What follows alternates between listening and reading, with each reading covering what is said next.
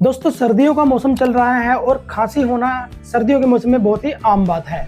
तो खांसी में भी दो तरह की खांसी होती है, एक होती है सूखी खांसी और दूसरी होती है बलगम वाली खांसी। तो दोस्तों आज जो मैं आपको नुस्खा बता रहा हूँ वो बलगम वाली खांसी के लिए एक रामबाण नुस्खा है। आपको क्या करना है, आपको लेनी है 50 ग्राम हल्दी और 50 ग्राम राई के दाने। हल्दी को आप हल्का हल्का तवे पर भून लीजिए और इसको राई के दाने के पाउडर में मिला लीजिए, मिला करके इनको रख लीजिए और इसमें से आधा आधा चम्मच जो पाउडर है वो शहद के साथ मिला करके सुबह शाम इसको चाट लीजिए।